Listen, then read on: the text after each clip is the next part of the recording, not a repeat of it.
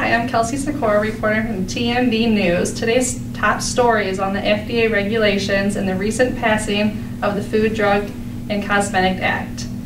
Brandon and Josh have more on this story. Back to the studio. Hello, I'm Brandon McNeil, and this is Josh Ambergy. We're here in the studio today, and we have Kyle Depinet and Marcus Hatter. Kyle is the CEO of Bell Tower Pharmaceuticals, and he is here today to talk about his company and their new memory-enhancing drug, Cosflow. And Marcus is undergoing clinical trials for the drug. Thank you, Brandon. We're grateful to be here, and I really stand behind my drug, Cosflow. Okay. So how has the passing of the Food, Drug, and Cosmetic Act affected your company? Well, it's put a lot of stipulations on it. First off, we had to create a new label, more detailed on what is active and non-active drugs. We also had I had to go to my advertising crew and enforce the rule that we have to be able to present it in a truthful way. Make sure we're extremely honest and that there is no misleading or misbranding wording. To go along with that, along here is Marcus, who is currently in clinical trials, as Brandon has presented.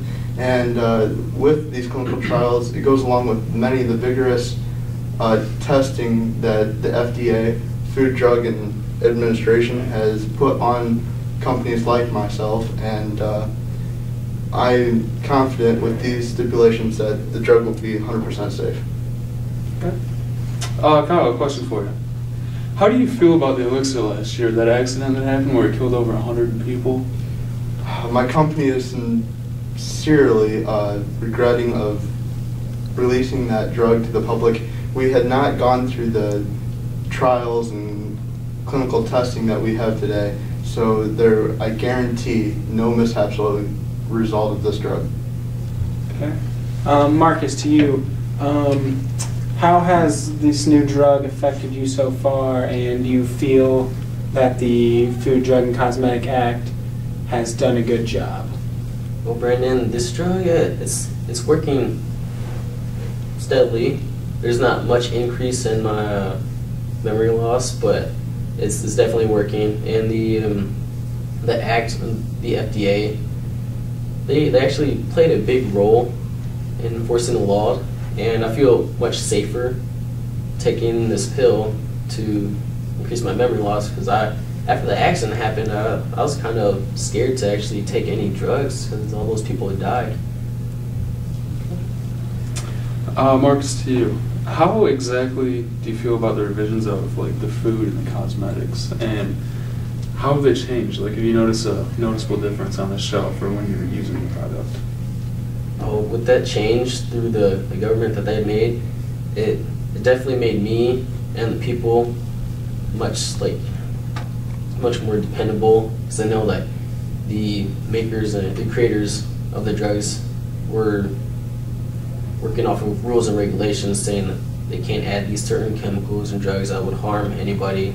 So it's definitely making us safer, and no, they're doing a really good job. The government just really came in, and they just are doing a great job of keeping us safe. Yeah, I definitely agree with that. I think all the regulations that the FDA has put in have really helped. It's great to communicate to the consumers that they're safe. It also makes it's better for the producers, because if there's less problems, they're probably not going to get sued.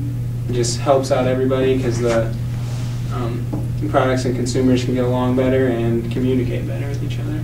Couldn't agree more, Brandon, especially with the food. The food is important that everybody knows that it's safe and they're eating something that is not going to harm them. So. All right, and I think that's all we have for today. Thank you guys for coming. Thank you guys for coming. It's been a great show. Really appreciate it. Marcus, good luck with the rest of your trials. Thank you. Hopefully you maybe your memory loss will go away and you'll remember to bring a tie next time. All right. Good one. You look good though. Thank you. All right.